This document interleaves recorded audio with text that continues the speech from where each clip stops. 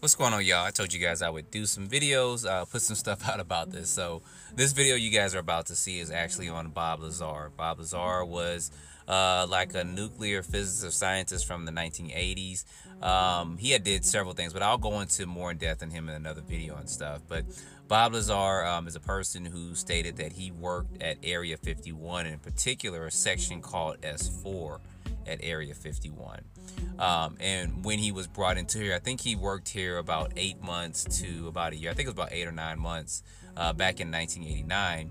He was brought in to reverse engineer what he calls the sport model.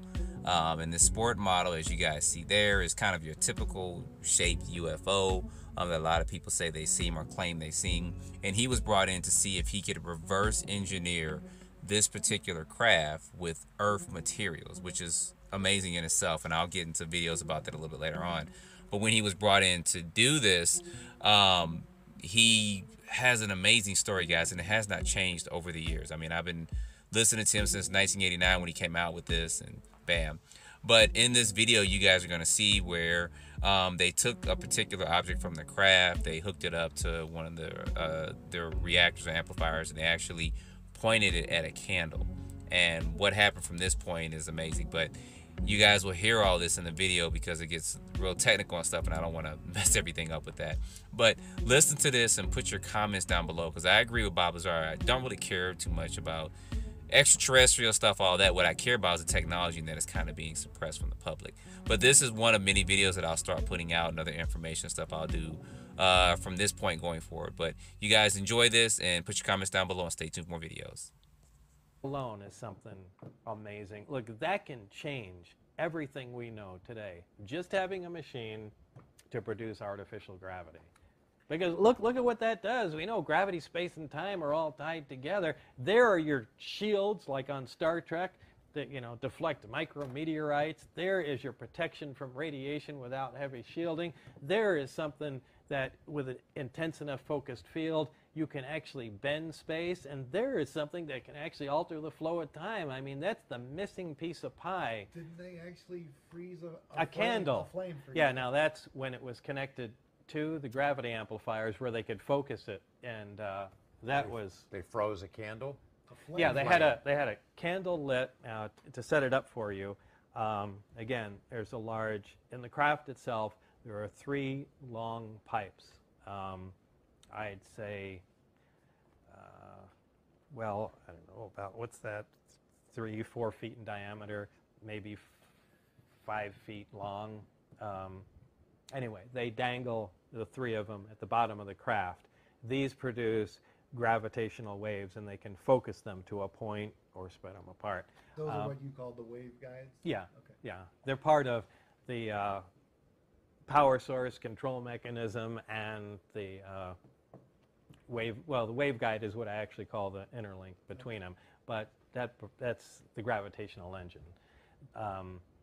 They had one of those devices out along with the subsystem that connects it. So they can produce the power from the reactor, it runs the gravity amplifier, and they can focus and change the gravity beam that comes out of it. They took, speaking of Barry, took a candle, put it close to the mouth of it, lit it, a normal flickering candle flame, and then activated the reactor.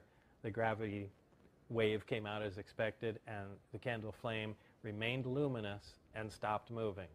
And Which defies physics. yeah, because The look, if it's going to photons- freeze it, the photons should stop being emitted. If it's going to change the characteristics, look, how can the combustion continue to take place without the convection inside the flame? Because actually, the reason a flame is elongated is not really because of heat, it's because of gravity. Because gravity pulls down, and convection moves flames upward. It's why in a zero gravity environment, flame is a ball. Obviously, there's nothing to pull things around. But anyway, if you negate the gravity around it, why is it still pointy? How can it still be making light? And why doesn't it move? Well, I mean, heat, from what Barry said, it's not just gravity, but it's also time locked. You've distorted the frame of time. Yeah, they essentially froze a piece of time there. And what do you say? I mean, it's empirical evidence. You're looking at it. It's not a. Could see it. It doesn't make sense that you could see it. And look, the stuff I saw there was the most unbelievable, literally, because it defied what we knew as physics. And at least I thought it did. And maybe what we knew was a little incorrect and just needed viewing from a different angle. They finally did synthesize element 115 that had the properties that I stated. But it wasn't stable. Yeah, it wasn't stable. Now, each element has isotopes. For instance, let's talk about hydrogen. We're all familiar with hydrogen. Hydrogen has 3 isotopes. They're all hydrogen. There's hydrogen, protium, be the technical name, deuterium, and tritium. Well, tritium is a radioactive hydrogen. Deuterium is another stable isotope of hydrogen, and regular protium, ordinary hydrogen, is the hydrogen we all know. They're all hydrogen. They have different amounts of neutrons in them. They all have 1 proton, which makes them hydrogen. Now, this is true for all elements. You can have the amount of protons in them determines what element it is. So element 115 has 115 protons in it. It's element 115. Now, depending on the number of neutrons it has, it will still be element 115, but it can be any number of isotopes of it. 115 undoubtedly has, many isotopes of it. We've synthesized 115. We made 1 isotope. We have a radioactive one. Now they just need to continue on working with it. I mean, they made just a few atoms, but we'll see what other isotopes they come up with. One of them or more is going to be stable, and it will have the exact properties that I said. Or could we make it? Or does it have to be natural? As you speculated about that Well, before. it's natural. It'd be difficult to find it.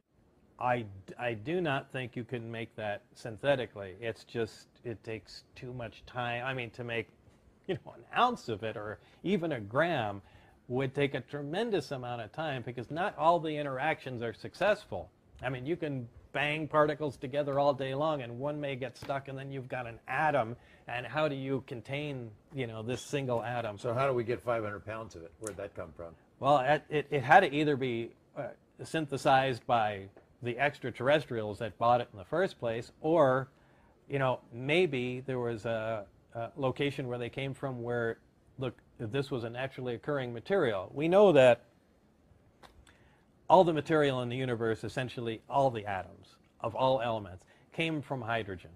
I mean, all you really need is just atoms of hydrogen to make anything. Once they start collecting together large quantities of them, gravity just begins to push them together under their own weight. As long as you have enough hydrogen, that'll continue until they finally crush down and ignite and produce a fusion reaction. And that starts a star. Once the star is burning, it begins to produce helium by fusing. So now you have another new element. Well, this continues on until the star burns out, begins to collapse, and when large enough stars finally do, they crush down, produce supernovas, and then produce a whole host of every element on the periodic chart, far beyond what the numbers we're used to, beyond 115. And maybe some of these, that's where all the gold, all the uranium, every element you have ever come from, including every cell in your body, has come from supernovas. That's the factory that makes elements. So if there was a location somewhere else that had bigger stars, multiple stars, that burped out more heavy elements than our local system did, maybe this is common, and you can find stable 115 like we mine for gold on our planets or uranium. It just depends. If they were lucky enough to have exotic materials like that, I find that easier to believe than somebody built a machine to manufacture such a difficult material. So it's sort of like a Rorschach test. Aha, they made 115. He was right. It really does exist. Somebody who doesn't want to believe it says 115 doesn't behave anything like Bob Lazar said. It's sitting around in a pile of 500 pounds or something, right? I mean, it's sort of like that. What is the... Right. You have to, you just have to start accumulating, whether you believe it or not, and I personally, again, I prefer you don't believe it. Just begin accumulating the facts that you can verify.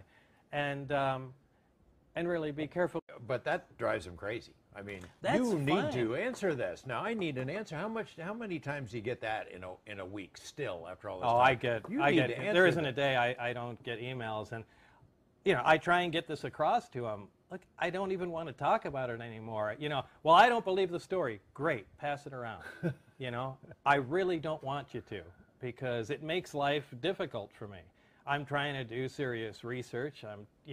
I've got contract with governments and other companies for R&D work, and aside from other scientific interests, and I want this divorced. Look, if I went and did everything I can to prove my story and reached a tipping point where people like Stanton Friedman and people along those lines said, you know what, this is beginning to look factual. Do you know how that would annihilate me? That would destroy my business. It would make it impossible for me to operate.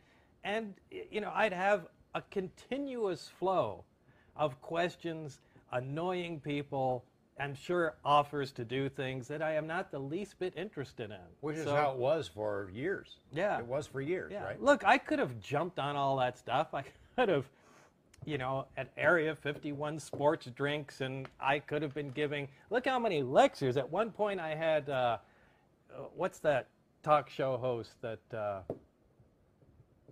what's the guy's name?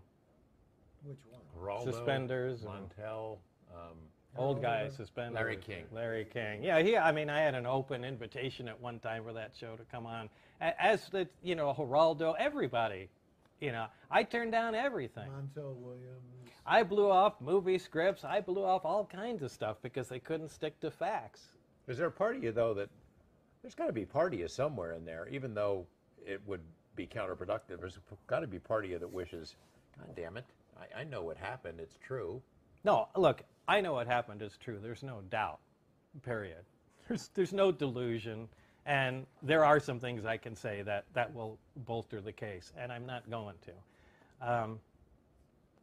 It's going to stay that way. I do regret, at this point, bringing anything forward. Look, at the time, I'm in my early 20s. I went, you know what? This is a crime against the American people. This is just BS, and everybody deserves to know what's going on. And 25 years goes by, you get a little older, and your priorities change. And, what they told me is, this is a security matter, and really, what's the public going to do without this? You know how reactionary they are?